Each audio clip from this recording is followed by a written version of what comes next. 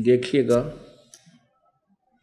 सचित्र मोटा टाइप, केवल हिंदी, संपादक हनुमान प्रसाद पोदार। और इसके प्रकाशक एवं मुद्रक कौन है?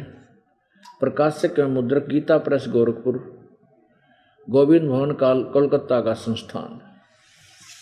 इसके 98 तो प्रारंभ करेंगे, 98 से। ये रुद्र संहिता अध्याय 6 आपको सुनाएंगे। ये संक्षिप्त शिवपुराण, 98वां पृष्ठ। इसके नीचे से शुरू करते हैं। अपने पुत्र नारद की बात सुनकर लोक पितामह ब्रह्मा वहां इस प्रकार बोले। ये 5वां अध्याय रुद्र संहिता का समाप्त हुआ, ये 6ठा प्रारंभ होता है। ब्रह्मा जी ने कहा, ब्रह्मन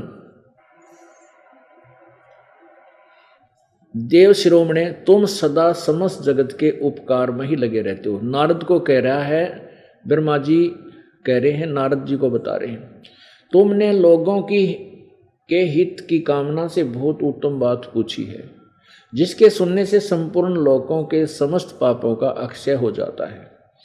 यह अनामय शिव तव का मैं तुमसे वर्णन करता हूं।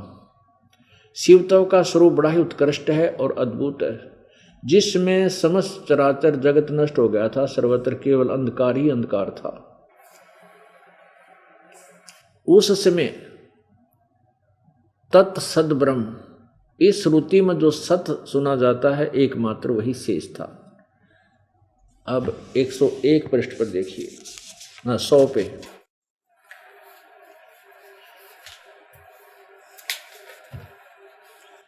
ये देखिएगा, जिस परब्रह्म, ये 100 पृष्ठ पे, जिस परब्रह्म के विषय में ज्ञान और अज्ञान यानी मिला जुला उलझ पुलझ ज्ञान, ब्रह्मा जी कह रहे हैं, जिस परब्रह्म के विषय में ज्ञान और अज्ञान से पूर्ण उक्तियों द्वारा इस प्रकार विकल्प किए जाते हैं, उसने कुछ काल के बाद द्वितीय की इच्छा प्रकट की। उसके भीतर एक से अनेक होने का संकल्प उदित हुआ। तब उस निराकार परमात्मा ने अपनी लीला शक्ति से अपने लिए मूर्ति अर्थात आकार की कल्पना की। ये आगे देखो, जो मूर्ति रहित परब्रह्म है उसी की मूर्ति कौन है? उसी की मूर्ति ये है, भगवान सदाशिव हैं। ये सदाशिव काल को कहते हैं, ये ध्यान रखना, याद रखना। अर्वाचीन और प्राचीन विद्वान उन्हीं को ईश्वर कहते हैं। उस समय एकाकी रहकर स्वेच्छा अनुसार विहार करने वाले उन सदाशिव ने अपने विग्रह से स्वयं ही एक स्वरूप भूता शक्ति की सृष्टि की, जो उनके अपने श्री अंग से कभी अलग होने वाली नहीं थी। उस पराशक्ति को प्रधान प्रकृति, ये भी ध्यान रखना कि ये दुर्गा है, इसको प्रकृति बोलते हैं, प्रधान भी इसी को बोलते हैं। गुणवती माया बुद्धि तत्व की जननी तथा विकार रहित बताया गया है। वह शक्ति अंबिका कही गई है, अंबिका भी इसी को कहते हैं। उसी को प्रकृति, दुर्गा को सर्वेश्वरी, त्रिदेव जननी, ब्रह्मा विष्णु महेश की माता जननी, नित्य और मूल कारण भी कहते हैं। सदाशिव ये काल द्वारा, सदाशिव यानी काल ब्रह्म द्वारा प्रकट की गई उस शक्ति के 8 भुजाएं हैं। सिद्ध हो गया कि दुर्गा को ही प्रकृति कहते हैं। दुर्गा के विषय में जानकारी चल रही है।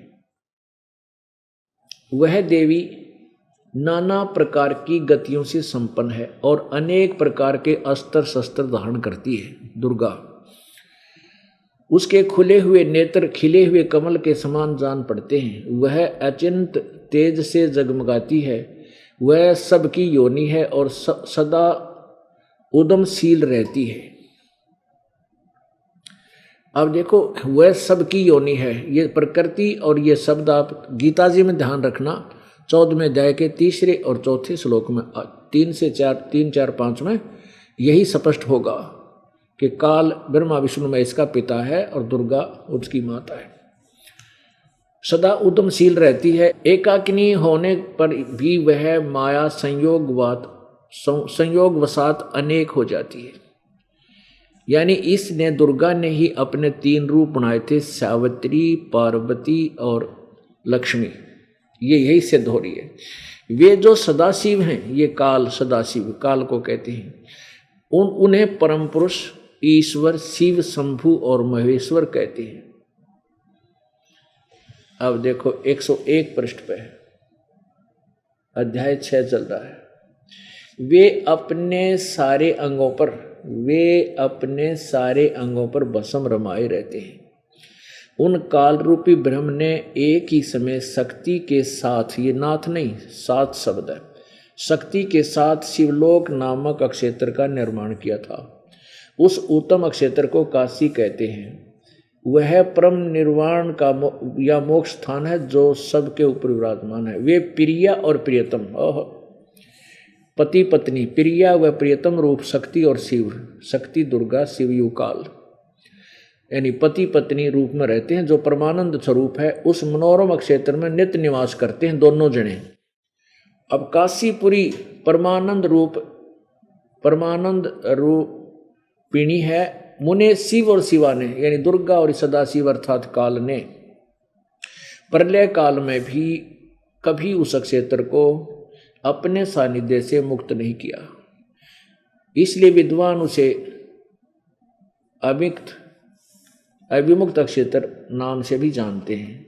देव ऋषि नारद को कह रहे ब्रह्मा जी, एक समय उस नंदन आनंद वन में रमण करते हुए शिवा और शिव के मन में, दुर्गा और काल के मन में यह इच्छा प्रकट हुई कि किसी दूसरे पुरुष की सृष्टि करनी चाहिए, जिस पर यह सृष्टि संचालन का महान भार रखकर हम दोनों केवल काशी में रहकर सब इच्छा अनुसार निर्वाण करें। यानी ने सोचा कि कोई बेटा पुत्र उत्पन्न करना चाहिए जिसको हम अपना भार संभाल सकें, काम संभलवा सकें। ऐसा निश्चय करके शक्ति सहित सर्वव्यापी परमेश्वर शिव ने अपने वाम भाग के 10वें अंग पर अमृत मल दिया। फिर तो वहां से एक पुरुष प्रकट हुआ जो तीनों लोकों में सबसे सुंदर था। वह शांत था, वही सद्गुण की अधिकता थी, उसमें सद्गुण की अधिकता थी तथा वह गंभीरता का अथाह सागर था। यानी एक बेटा उत्पन्न हुआ, उसका नाम क्या रखा, ये देखो 102 पृष्ठ पे। शिव ने कहा, वत्स, व्यापक होने के कारण तुम्हारा विष्णु नाम विख्यात हुआ। अब पुण्यात्मा ये स्पष्ट हो गया कि दुर्गा और काल से भगवान विष्णु की उत्पत्ति हुई। अब ये विष्णु की उत्पत्ति तो क्लियर हुई कि दुर्गा और काल से पति पत्नी व्यवहार से हुआ। अब 7वां अध्याय, ये 6ठा अध्याय यहाँ समाप्त हुआ, ये 6ठा अध्याय समाप्त हुआ, ये 7वां प्रारंभ होता है। यहाँ पर पृष्ठ 103 पे ब्रह्मा जी कहते हैं, देव ऋषि, तत्पश्चात कल्याणकारी परमेश्वर सांब सदाशिव ने, यानी काल ने, पूर्ववत प्रयत्न करके जैसे विष्णु उत्पन्न किया था, दाहिने अंग से उत्पन्न किया। उन्हें उन महेश्वर ने मुझे तुरंत ही अपनी माया से मोहित करके नारायण देव की नाभि में डाल दिया और लीलापूर्वक वहां से प्रकट किया। अब देखो पुण्यात्माओं, अब यहां अनुवाद करता विचलित हो गया कि भी शंकर विष्णु शिव जी से शिव की उत्पत्ति कैसे लिखूं। लेकिन कहते हैं, चोर चरावे तूंबड़ी और गाड्डे पानी में, वो गाड्डे व ऊपर न आवे नो सच्चाई छनी ना। ऐसे सच्चाई छुप नहीं सकी। अब देखना कितना क्लियर होता है ये। अब 110 पृष्ठ पे क्लियर होता है कि 4 सिद्ध होते हैं। ये देखिएगा, ये 9वां अध्याय है, वही शिवपुराण रुद्र संहिता, और ये संक्षिप्त शिवपुराण पृष्ठ 110। और यहाँ कति लास्ट में ये 9वां अध्याय यहाँ समाप्त होता है। या इस प्रकार, यह पूरा विवरण दे रखा है ब्रह्मा विष्णु में इसका। इस प्रकार ब्रह्मा विष्णु और रुद्र, ब्रह्मा रजगुण, विष्णु तम सतगुण, रुद्र तमगुण, इन तीनों देवताओं में गुण है, परंतु ये शिव ये काल गुणातीत माने गए हैं। अब 4 हो गए ना, 1 2 3। अब यहां पर कह देते हैं रुद्र कोई और है, शिव नहीं है। अब यह भी क्लियर करेंगे आपके समक्ष। अब देखिएगा, अब प्रश्न नंबर 26-27 पर देखिएगा। यह है विद्वेश्वर संहिता, वो रुद्र संहिता थी, ये विद्वेश्वर संहिता। और प्रश्न नंबर, ये वही संक्षिप्त शिवपुराण, प्रश्न नंबर 26 पे। वैसे तो पीछे से चला रहा है, 24 से पढ़ें तो अच्छा रहे, यहां से देख लेते हैं। अब देखिएगा, ये वही शिवपुराण है। अब इसको हम 24 से प्रारंभ करते हैं। ये विद्वेश्वर संहिता और प्रश्न नंबर 24। ये ब्रह्मा विष्णु महेश आपस में ब्रह्मा और विष्णु आपस में झगड़ पड़े थे, ये कहकर के मैं तेरा बाप, मैं तू मेरा बाप। तो उसके बीच में एक शिवलिंग यानी ज्योति तेजो में एक स्तंभ खड़ा कर दिया था इस काल भगवान ने। अब यहां कहते सबसे पहले वहां ब्रह्मा और विष्णु ने भगवान शंकर की पूजा की। इससे प्रसन्न हो भक्ति पूर्वक भगवान शिव ने वहां नम्र भाव से खड़े हुए उन दोनों देवताओं से मुस्कुरा कर कहा। महेश्वर बोले, ये सदाशिव काल बोला, पुत्रों आज का दिन एक महान दिन है। इसमें तुम्हारे द्वारा जो आज मेरी पूजा हुई है, इससे मैं तुम लोगों पर बहुत प्रसन्न हूं। अब यहां ज्यादा ना पढ़कर हम अपने काम की पढ़ेंगे। ये 25 पे, मेरे 2 रूप हैं, सकल और निष्कल, यानी साकार और निराकार। दूसरे किसी के रूप नहीं है। पहले मैं सतम रूप से प्रकट हुआ, फिर अपने साक्षात रूप से ब्रह्म भाव मेरा निष्कल रूप है और महेश्वर भाव सकल रूप है। ये दोनों ही मेरे सिद्ध रूप हैं। ब्रह्मा और केशव विष्णु, मैं सबसे वृहत और जगत की वृद्धि करने वाला होने से के कारण ब्रह्म कहलाता हूं। हो गया क्लियर? ये ब्रह्म काल को ही ब्रह्म कहते हैं। फिर अज्ञात ईश्वर तव का साक्षात्कार कराने के निमित्त में साक्षात जगदीश्वर ही सकल रूप में तत्काल प्रकट हो गया। अब वो सदाशिव रूप में प्रकट हो गया। अब देखो आगे। ब्रह्मा और विष्णु ने पूछा, प्रभु सृष्टि आदि 5 कृत्यों के लक्षण क्या हैं, यह हम दोनों को बताइए। भगवान शिव बोले, मेरे कृत्यों को समझना अत्यंत गहन है, तथापि मैं कृपा पूर्वक तुम्हें अपने विषय में बता रहा हूं। ब्रह्मा और च्युत, सृष्टि पालन, ये विष्णु को कहते हैं। सृष्टि और पालन, संहार, तिरोभाव और अनुग्रह, ये 5 मेरे जगत संबंधी कार्य हैं, नित्य सिद्ध हैं। संसार की रचना जो ये 25 पढ़ा आपने, 24, 25 और 26 आरंभ है, उसी को सर्ग या सृष्टि कहते हैं। पुत्रों, अब वो काल बोल रहा है, ब्रह्म, पुत्रों तुम दोनों ने तपस्या करके प्रसन्न हुए मुझ परमेश्वर से सृष्टि और सतिथि नामक 2 कृत्य प्राप्त किए। यानी तुमको सृष्टि और सतिथि दोनों दे दी। ब्रह्मा को सृष्टि यानी जीवों की उत्पत्ति और विष्णु में सतिथि का गुण सतगुण भर दिया। ये दोनों तुम्हें बहुत प्रिय हैं। इसी प्रकार मेरी विभूति स्वरूप रुद्र और महेश्वर, रुद्र से एक और हो गया ना महेश्वर, बोलने वाला कोई और है। 2 ऊपर कह दिए, विष्णु और शिव, विष्णु और ब्रह्मा ऊपर, रुद्र और महेश्वर। मैं 2 अन्य उत्तम कर्तव्य, संहार और तिरोभाव, बता ये उत्तम कर्तव्य है, मारना और फिर जन्म देना। ये कहते हैं संहार और तिरोभाव मुझसे प्राप्त किए हैं। किसने? रुद्र और ये 4 हो गए। हमारा उद्देश्य था ये सिद्ध करना कि ये कई ये कहते हैं रुद्र कोई और है, शिव को नहीं बोलते, तो ये महेश्वर भी आ गया।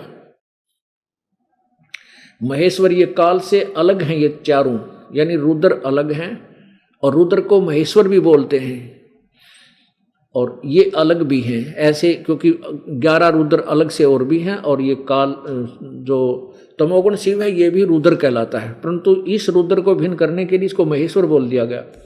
रुद्र और महेश्वर में 2 अन्य कर्तव्य संहार और तिरोभाव मुझसे प्राप्त किए हैं, परंतु अनुग्रह नामक कर्तव्य दूसरा कोई नहीं पा सकता। रुद्र और महेश्वर अपने कर्म को भूले नहीं, इसलिए मैंने उनके लिए अपनी समानता प्रदान की। आप आगे देखो की है, वे रूप वेश कर्त वाहन आसन और आयुध आदि में मेरे समान ही हैं।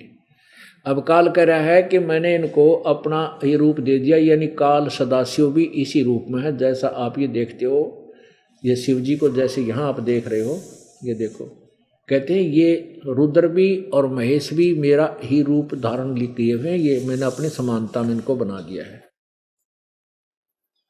मैंने पूर्व काल में अपने रूपभूत मंत्र का उपदेश किया है, जो ओंकार के रूप में प्रसिद्ध है, वह मंगलकारी मंत्र है। सबसे पहले मेरे मुख से ओंकार ओम प्रकट हुआ, हो गया ना, जो मेरे स्वरूप का बोध कराने वाला है। ओंकार वाचक और मैं वाच्य हूँ, यह मंत्र मेरा स्वरूप ही है। प्रतिदिन ओंकार का निरंतर स्मरण करने से मेरा ही सदा स्मरण होता है। अब देखो, मेरे उत्तरवर्ती मुख से आकार, पश्चिम मुख से उकार, दक्षिण मुख से मकार का और पूर्ववर्ती मुख से बिंदु का तथा मध्यवर्ती मुख से नाद का प्राकाट्य हुआ है।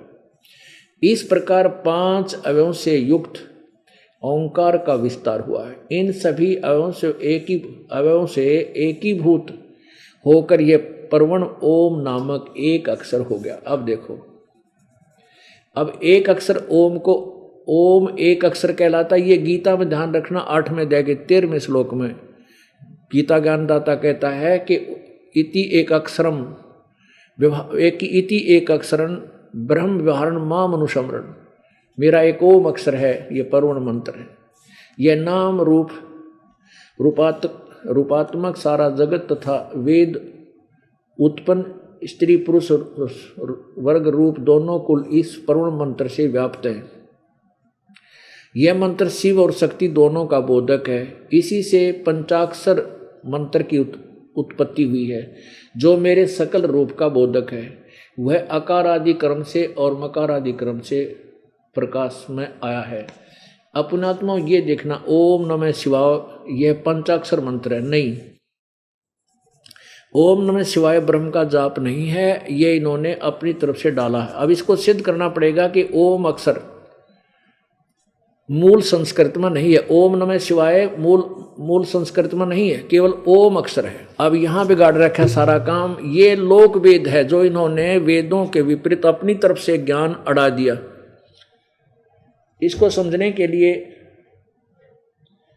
ये श्री शिव पुराण, ये है श्री शिव महापुराण टीका सहित प्रथम भाग, ये 2 भागों में है। और ये कहाँ से प्रकाशित है?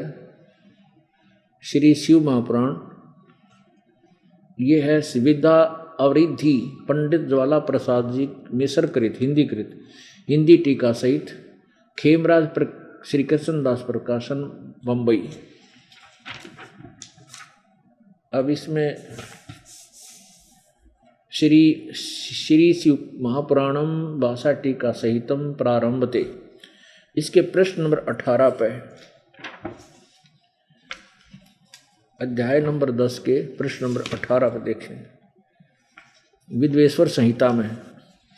ये प्रश्न नंबर 19 पे है, शिव पुराण विद्वेश्वर संहिता प्रथम भाग अध्याय नंबर 10। और यहाँ देखिएगा कितना क्लियर कर दिया है, ये देखिएगा यहाँ पर उत्पन्न इस प्रकार 5 प्रकार से यह निर्गत हुआ, वह सब एक होकर के ओम ऐसा एक अक्षर हो जाता है। ये 19वां श्लोक है। ये 20वां, ये संस्कार देखेंगे। एक ही भूत पुनर्द्वितीयो, इसमें कहीं ये ओम है, ओम इति एक अक्षरम भावता है, बस इसमें कितने भी वो नहीं है। ये देखो 18 यहाँ खत्म हो गया। इसमें कहीं पर भी ओम नमः शिवाय शब्द नहीं है।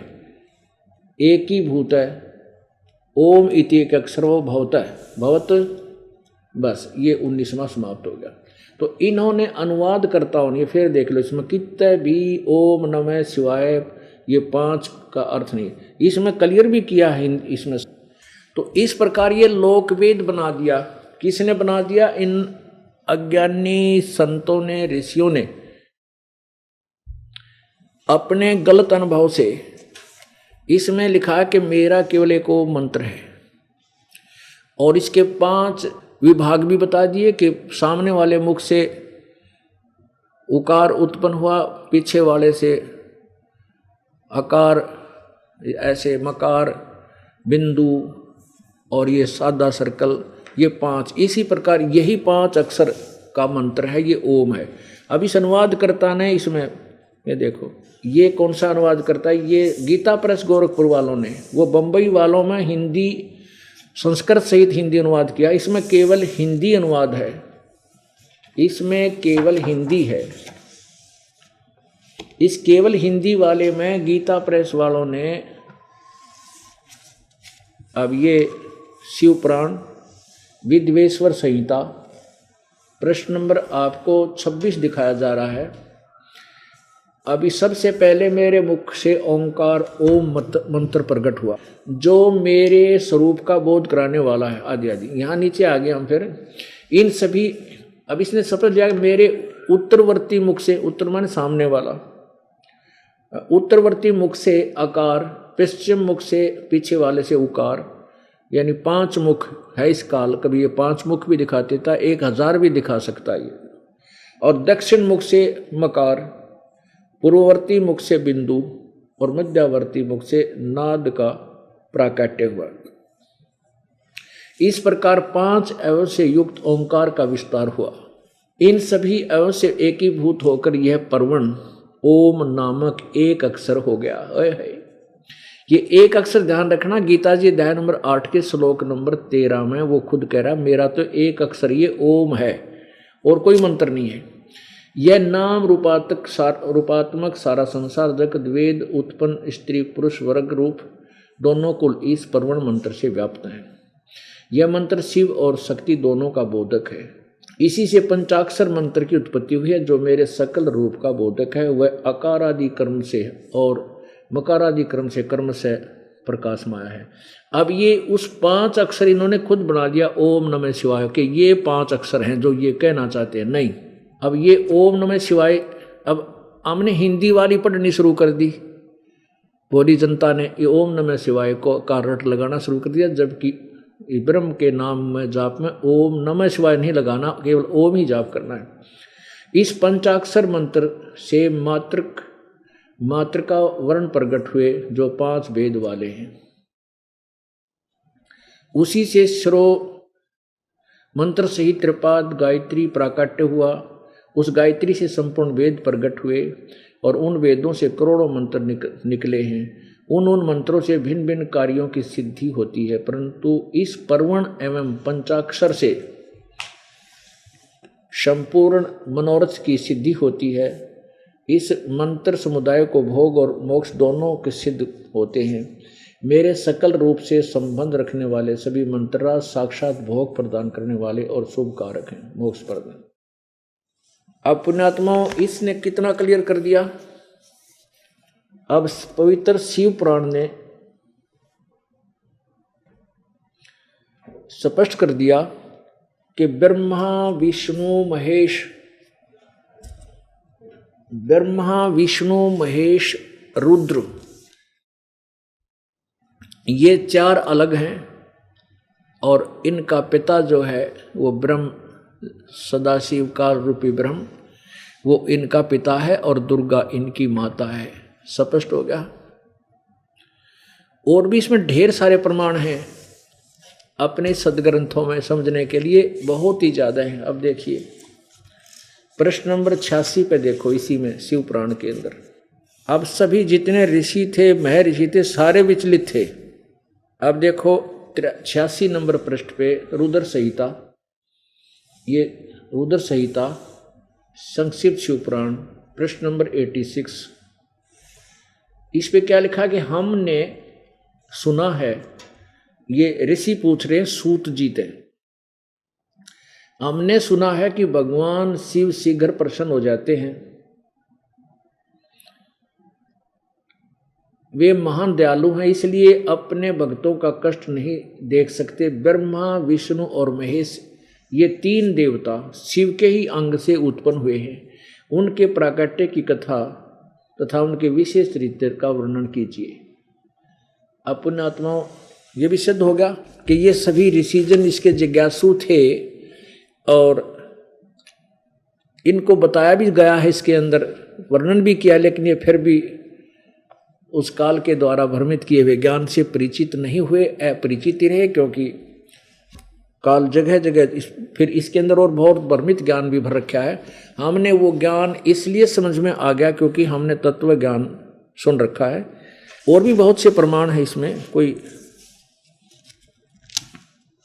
अब कहने का भाव ये है कि हम अभी तक इतने विचलित इसी कारण से रहे कि हम सदग्रंथों से अपरिचित थे, और इन सदग्रंथों को समझने के लिए अक्षर ज्ञान होना आवश्यक था। परमात्मा ये ज्ञान, परमेश्वर कबीर देव जी ये ज्ञान हमें पहले ही बताया करते थे अपनी सिंपल लैंग्वेज में, साधारण भाषा में। अब ये स्पष्ट हो गया, हम जो स्पष्ट करना चाहते थे। वैसे 19 पर भी यही लिखा है, ये 19 पे स्पष्ट किया है इसमें कि इस ब्रह्मा विष्णु महेश सहित जिससे ये जगत उत्पन्न हुआ है वो भगवान कौन है। अब ये विचलित रहे, ये देखिएगा विद्वेश्वर संहिता शिव पुराण 19 पृष्ठ पे ब्रह्मा जी ने कहा कि जहां से मन सहित वाणी उन्हें न पाकर लौट आती है तथा जिनसे ब्रह्मा विष्णु रुद्र और इंद्र आदि से युक्त यह संपूर्ण जगत समस्त भूतों एवं इंद्रियों के साथ पहले प्रकट हुआ है, वे ही ये देव महादेव सर्वज्ञ एवं संपूर्ण जगत के स्वामी हैं। यही सबसे उत्कृष्ट है, भक्ति से ही इनका साक्षात्कार होता है, दूसरे किसी उपाय से नहीं, इनका दर्शन नहीं होता। रुद्र हरिहर और अन्य देवेश्वर सदा उत्तम भक्ति भाव से उनका दर्शन करना चाहते हैं। अब इससे क्या सिद्ध हो गया कि ब्रह्मा विष्णु महेश भी इसी की पूजा में लगे रहते हैं और इनको भी यथार्थ ज्ञान ये नहीं देता, सच्चाई से परिचित नहीं कराता। आपने देवी पुराण में पढ़ा कि विष्णु जी दुर्गा की पूजा साधना कर रहे हैं, ध्यान में बैठे हैं। अब देखो इनका ज्ञान कितना कमजोर है ब्रह्मा विष्णु महेश का, ये फिर देखना होगा। पुण्यात्माओं, आप जी जो भगवान को चाहने वाले हो, आप जी को इतनी तरफ तो हो ही चुकी है कि परमात्मा की प्राप्ति करनी है, पूर्ण मोक्ष की अति आवश्यकता है, परंतु रास्ता ठीक ना मिला। अब रास्ता ठीक कौन सा है ये निर्णय करने के लिए आप जी को ये तत्व ज्ञान सुनाया जा रहा है और सदग्रंथों को रूबरू किया जा रहा है। अन्यथा परमात्मा की महिमा की कथाएं भी बहुत सी हैं जो सुनाई जा सकती हैं और समय समय पर सुनाते भी हम रहते हैं, सुनाते रहेंगे।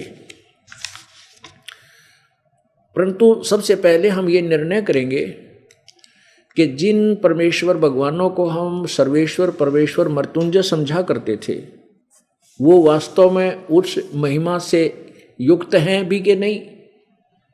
अब हमने 10 रुपए के नोट को और 1000 का नोट मान रखा है, तो उसके ऊपर लिखा हुआ पढ़ते लेना चाहिए, इसमें क्या लिखा है कि मैं कितने रुपए दे सकता हूँ। तो ये सदग्रंथ जो हैं हमारे पुराण वेद, पवित्र पुराण, पवित्र वेद, पवित्र गीता जी आदि, इनके अंदर इन भगवानों की शक्ति लिखी हुई है, इनकी स्थिति लिख रखी है कि कितनी शक्ति है। तो उस शक्ति को पढ़कर आपको सुना रहे हैं कि ये कितने भगवान हैं, कितनी शक्ति के हैं और इनकी क्या स्थिति है, और ये कितने विद्वान थे। काल ने इनको भी कितना भ्रमित किया हुआ है, सच्चाई से कितना अपरिचित रखा। तो अन्य देवता, अब पुराणों का ज्ञान ब्रह्मा जी से ही सब ऋषियों ने प्राप्त किया, और ब्रह्मा जी आप विचलित है, पता नहीं क्या की क्या कह रहा है। अब देखना, अब यहाँ श्रीमद् देवी भागवत पुराण के अंदर ब्रह्मा जी कह रहे हैं विष्णु को कि तू सर्वेश्वर है, महेश्वर है, देवेश्वर है, देवों का भी देव है, सृष्टि का कर्ता है। अब काल ने इनकी बुद्धि भी बंद कर रखी है, इनको भी भ्रमित कर रखा है, यथार्थता से सैकड़ों किलोमीटर दूर रखा हुआ है। अब देखिएगा ब्रह्मा विष्णु महेश के ज्ञान, कितना ज्ञान है इनमें। ये पवित्र देवी भागवत, श्रीमद् देवी भागवत यानी श्री देवी पुराण, गीता प्रेस गोरखपुर से प्रकाशित है। संक्षिप्त श्रीमद् देवी भागवत, सचित्र मोटा टाइप, केवल हिंदी। संपादक हनुमान प्रसाद पोदार, चमनलाल गोस्वामी। और यहाँ देखना, प्रकाशक में मुद्रक, गीता प्रेस गोरखपुर, गोविंद भवन कार्यालय कोलकाता का संस्थान। इसके 28 पृष्ठ पर देखो, ये 28 पृष्ठ पे संक्षिप्त देवी भागवत। नारद जी ने कहा, महाभाग व्यास जी, इस विषय में तुम जो पूछ रहे हो, ठीक यही प्रश्न मेरे पिता ने भगवान श्री हरियन विष्णु जी से किया था। देवाधिदेव भगवान, देवताओं के भी देवता और भगवान जगत के स्वामी हैं। लक्ष्मी जी उनकी सेवा में उपस्थित रहती हैं। ये तो नारद जी का ज्ञान है।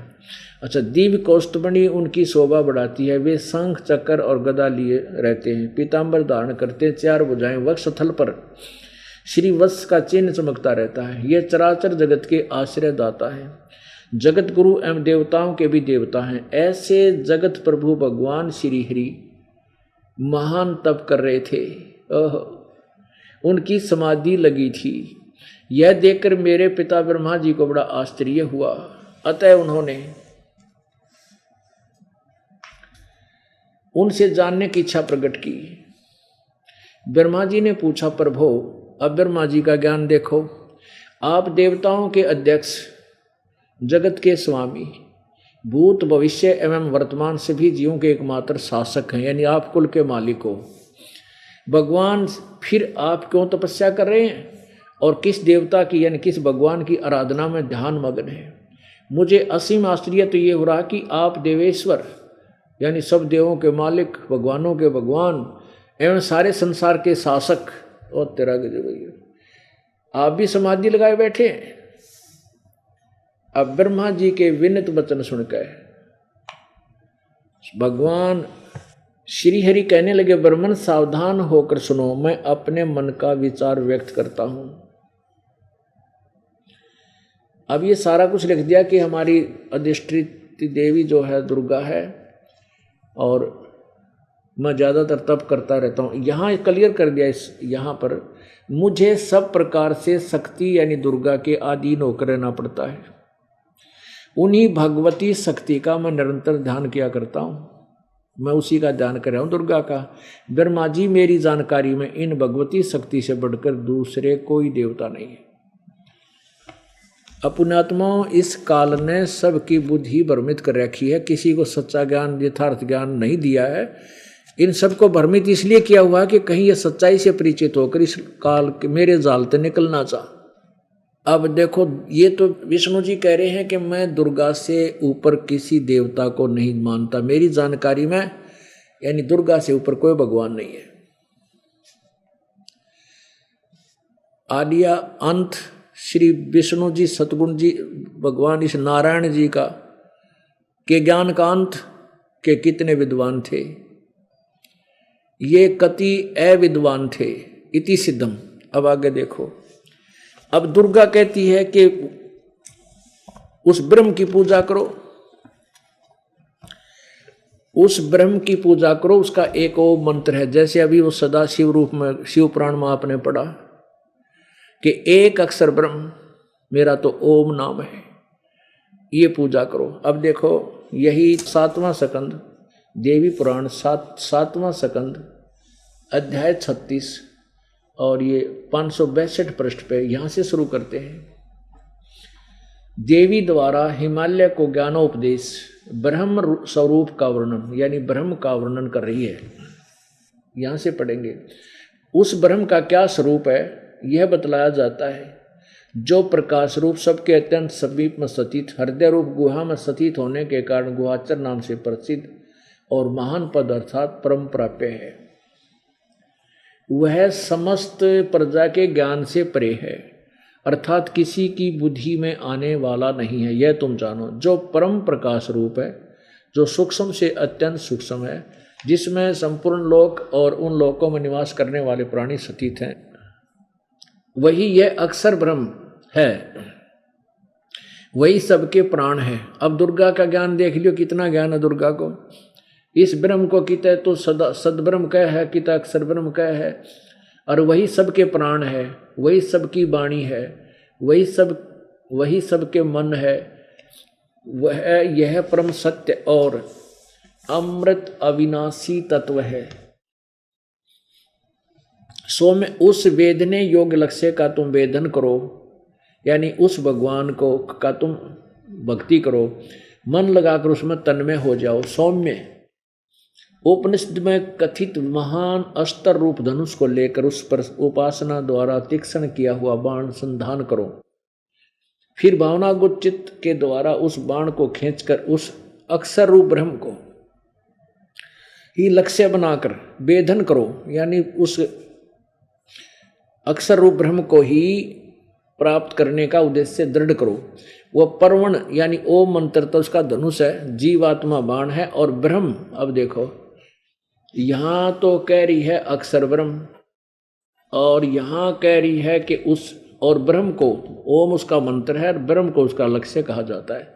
यानी इस ब्रह्म की पूजा करो ओम के नाम तय, इसका सीधा अर्थ है परवण मंत्र से। वह यह सब का आत्मा ब्रह्म, वो ब्रह्म कहाँ रहता है? ब्रह्मलोक रूपी दिव्य आकाश में स्थित है। ओह, अब ब्रह्मलोक रूप दिव्य आकाश में स्थित है, वो ब्रह्मलोक में रहता है। अब पुण्यात्माओं, आपने यही देखना है कि हम जिन देवताओं को, जिन शक्तियों को परम शक्ति मान चुके हैं, वो कितना ज्ञान रखते हैं। अब आपने देवी का ज्ञान सुन लिया, ब्रह्म को कभी अक्षर ब्रह्म कह रही है, कभी सबसे ऊपर सर्व सद्ब्रह्म कह रही है, और फिर उस विष्णु जी तो कहते हैं कि मैं दुर्गा तो ऊपर किसी भगवान को नहीं जानता, मेरी समझ में इस तो ऊपर कोई शक्ति नहीं, कोई परमात्मा नहीं। और दुर्गा कह रही है ब्रह्म की पूजा करो, ओम उसका नाम है, वो ब्रह्मलोक में रहता है। पवित्र गीता जी अध्याय नंबर 8 के श्लोक नंबर 16 में अब गीता में प्रमाण दिया है कि ब्रह्मलोक तक भी, जो ब्रह्मलोक तक पहुंच गए हैं ब्रह्म तक, वो भी पुनर्वर्ती में है, उनका भी जन्म मृत्यु होता है, वो पूर्ण मोक्ष नहीं है। इति सिद्धम कि ना ब्रह्मा जी को ज्ञान, ना विष्णु जी को, ना शिव जी को पूर्ण मोक्ष का, ना दुर्गा को पूर्ण मोक्ष का ज्ञान। अब देखिएगा पवित्र श्रीमद् भगवत गीता जी, ये जयदयाल गोविंद का इसके अनुवादक है, गीता प्रेस गोरखपुर से प्रकाशित है। ये देखिएगा श्री गीता मद्भगवद गीता अध्याय 8 और श्लोक नंबर 16 यहीं पर। हे अर्जुन, ब्रह्मलोक पर्यंत सब लोग पुनरावर्ती हैं। सब, अब यहां इन्होंने अनुवाद गलत किया है, यानी ब्रह्मलोक में चले, ब्रह्मलोक ये काल रहता है, वहां पर ब्रह्म रहता है, और ब्रह्मलोक तक सभी जन्म और मृत्यु, वहां गए हुए भी की भी पूर्ण मोक्ष नहीं है, जन्म मृत्यु होती है। इसीलिए अब यहां क्या कहा है कि इन्होंने अनुवाद गलत किया है, किंतु कुंती पुत्र मुझ को प्राप्त होकर जन्म पुनर्जन्म नहीं होता। इसका अर्थ क्या है? ये तो बिल्कुल ठीक कर दिया कि जो ब्रह्मलोक तक भी सभी जन्म मृत्यु में रहते हैं। माम उपेत तू कौनते पुनर्जन्म न विद्यते। अब इस विद्यते का अर्थ हम जैसा लगाएं वैसा लगा रहे हैं। इसका अर्थ है कि जो ये नहीं जानते कि मुझे प्राप्त होकर भी जन्म मृत्यु होती है, वो ब्रह्मलोक चले जाते हैं और वहां से भी वो पुनर्वर्ती में रहते हैं। इसका सीधा सा अर्थ है। अगर यहां इसका अनुवाद ये करें कि मुझे प्राप्त होकर जन्म मृत्यु कभी नहीं होती, ये जचता नहीं। कारण क्या है कि चौथे अध्याय के 5वें श्लोक में ये खुद गीता ज्ञान दाता कहता है कि अर्जुन तेरे और मेरे बहुत जन्म हो चुके हैं। ये देखिएगा अध्याय नंबर 4 और मंत्र नंबर ये 5 है।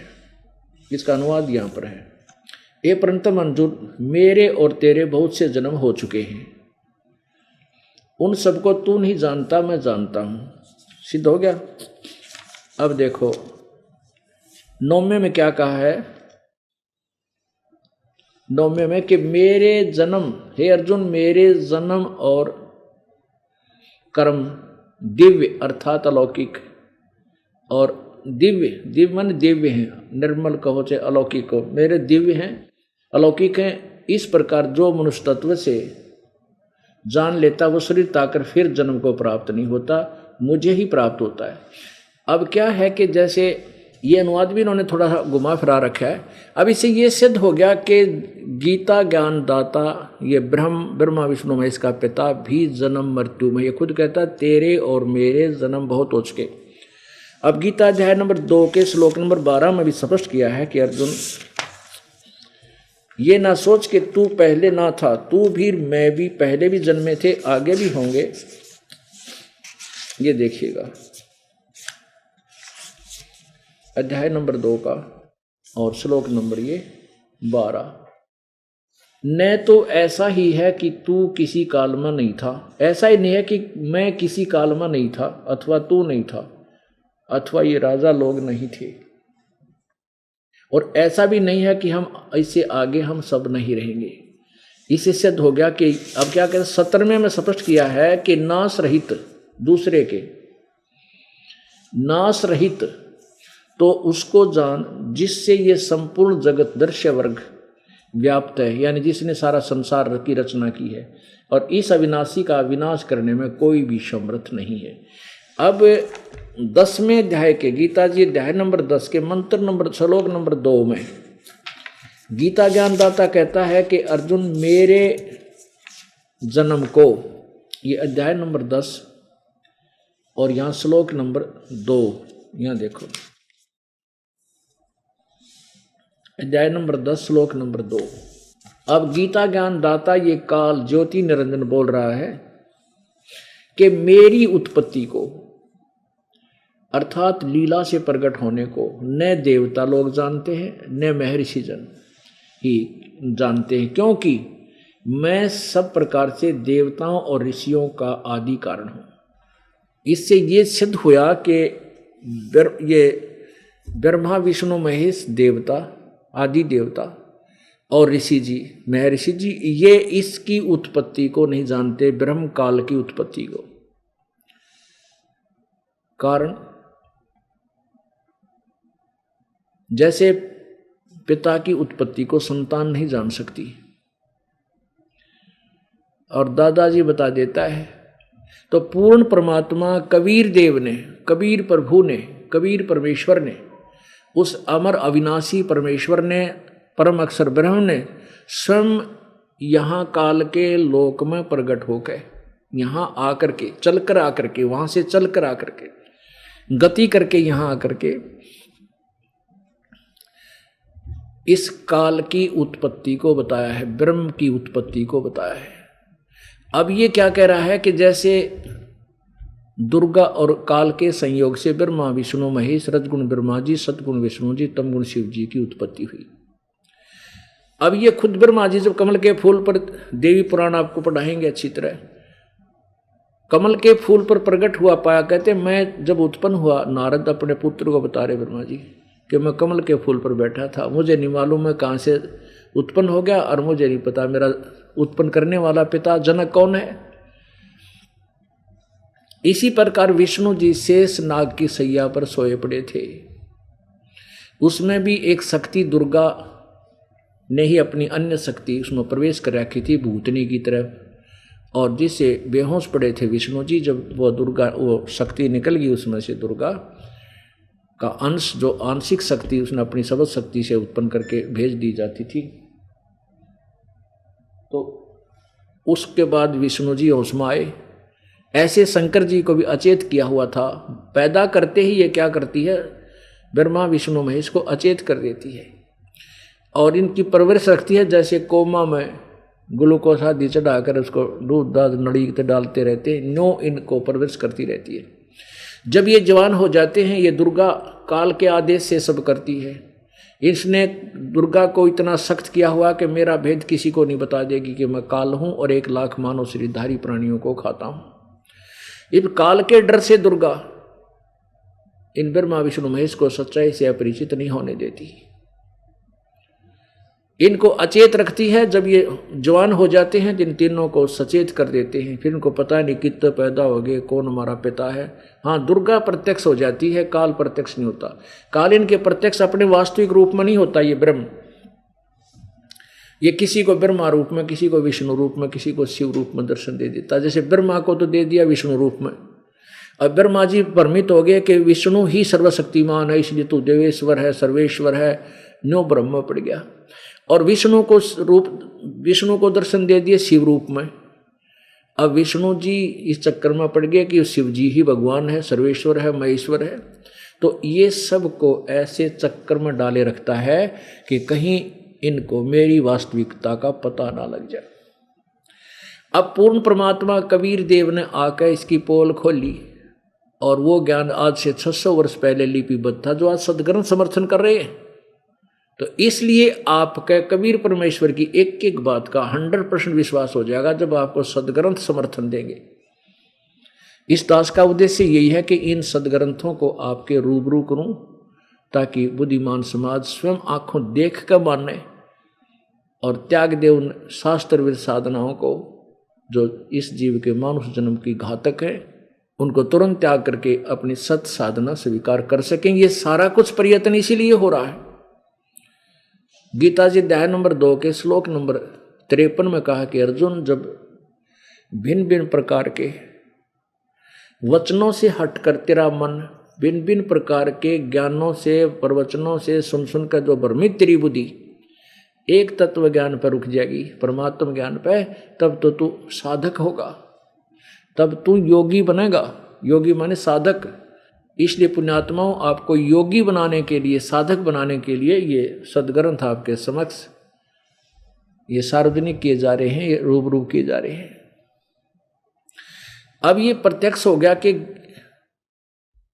अब कहाँ से प्रसंग सुना चला था कि ब्रह्मलोक तक भी नासवान है, लेकिन अनुवादकर्ताओं ने उसमें यह कर दिया कि मुझे पाकर उनका पुनर्जन्म नहीं होता। इसको खंडन करने के लिए कि वो अनुवाद ठीक नहीं है उनका, उसको प्रमाणित करने के लिए अब ये अलग से प्रसंग चल रहा है कि ये गीता ज्ञान दाता भी नासवान है, ब्रह्मलोक में ये रहता है, ब्रह्मलोक तक के पुजारी भी और यो भी, ये सारे मृत्यु को प्राप्त होंगे, ये अमर नहीं है।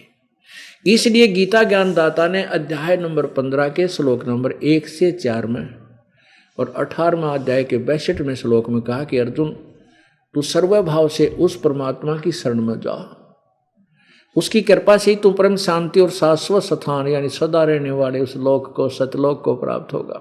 15वें अध्याय के 1 से लेकर 4 में कहा है कि ऊपर को जड़ वाला, नीचे को तीनों गुण रूपी शाखा वाला ये उल्टा लटका हुआ संसार रूपी वृक्ष है। और जो संत इसके सभी भाग बता देगा, जड़ कौन है, तना कौन है, डार कौन है, शाखा कौन है, कौन भगवान है, वो तत्वदर्शी संत है। उस तत्वदर्शी संत की प्राप्ति के उपरांत इस उलझी हुई गुत्थी को सुलझाकर, काटकर परमात्मा कबीर जी अपनी सवसम वेद की वाणी में बताते हैं कि 9 मन सूत उर्जिया, सूत पहले पुराने समय में धागे वारते कच्चे, ये कुकड़ी धागे की रील चरखे पर काटा करते, वो सूत फिर ऐसे लपेट दिया करते थे और वो उलझ जाता था। उलझने के बाद उसको सुलझाना शर्म दर्द हो जाया करता। सारा सारा दिन में एक छोटा सा गट्टा नहीं सुलझ के दिया करता था, उलझा हुआ सूत, वो धागा। अब परमात्मा कहते हैं ये अज्ञान रूपी ज्ञान का अज्ञान बना के इस काल भगवान ने 9 मन सूत उलझा दिया। 9 मन, 1 मन 40 किलो का, और 1 किलो सूत उलझ जा वो ना सुलझ कह दे, तो कहते 9 मन सूत उलझिया और ऋषि रहे झक मारे, सतगुर ऐसा सुलझा दे भाई उलझे न दूजी बार। इस अज्ञान रूपी सूत 9 मन उलझा रखा काल ने, नरे इधर उधर के उल्टी सुलटे गप्पे मार के, और ऋषि रहे जखमार, इन ऋषियों को भी से भी नहीं सुलझा ये तत्व ज्ञान, और सतगुरु ऐसा सुलझा दे उलझन दूजी बार। अब ये ऐसा सुलझ जाएगा तत्व ज्ञान, इस कलयुग में तो उलझा नहीं, जिसने भक्ति चाहिएगी वो सत्य यही मिलेगा ज्ञान, ये पूरे विश्व में हो जाएगा। और फिर लास्ट में जाकर के तीसरी पीढ़ी वाले वो कृतघ्नी लोग हो जाएंगे, वो भक्ति के योग नहीं रहेंगे। तो अब यह बीचली पीढ़ी का सुअवसर है कि आप पुण्यात्मा हो, आपको इस समय में जन्म मिला है और ये तत्वदर्शी संत दास मिल गया और भक्ति यथार्थ मिल गई।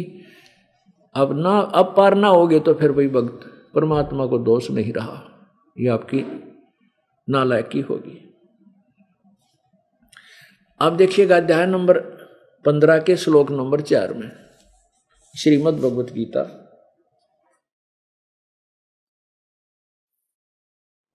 अध्याय नंबर 15, ये अध्याय नंबर 15 श्लोक नंबर 4, इसका अनुवाद यहां पर किया है। उसके पश्चात यानी तत्वदर्शी संत मिलने के उपरांत उस परम पद रूप परमेश्वर की भली भांति खोजना चाहिए, जिसमें गए हुए पुरुष यानी साधक फिर लौटकर संसार में नहीं आते, और जिस परमेश्वर से इस पुरातन संसार वृक्ष की प्रवृत्ति विस्तार को प्राप्त हुई, अर्थात जिसने सारे ब्रह्मांडों की रचना की है, संसार रूपी वृक्ष की रचना की है, और उसी आदि पुरुष नारायण के मैं शरण हूं, तम एवं आदम पुरुषम पर पदे, इस प्रकार दृढ़ निश्चय करके उस परमेश्वर का ध्यान और निधिध्यासन करना चाहिए। अब इससे सिद्ध ये भी हो गया कि 8वें अध्याय के 16वें श्लोक का अनुवाद जो है वो श्रेष्ठ नहीं बनाया उन्होंने, ठीक नहीं किया कि मेरे प्राप्त होने के बाद फिर पुनर्जन्म नहीं होता। इसको भी सेट करने के लिए, सिद्ध करने के लिए ये इतना और ढेर सारे प्रमाण दिखाने पड़ेंगे। उसका अर्थ ये बनता है जो ये बात नहीं जानते कि मेरे प्राप्त हुए का भी पुनर्जन्म होता है, जो ब्रह्मलोक तक चले जाते वो पुनर्वृत्ति में हैं, उनका भी वो ब्रह्मलोक पहुंचकर भी वापस आते हैं। इसका ये अर्थ बनता है 8वें अध्याय के 16वें श्लोक का।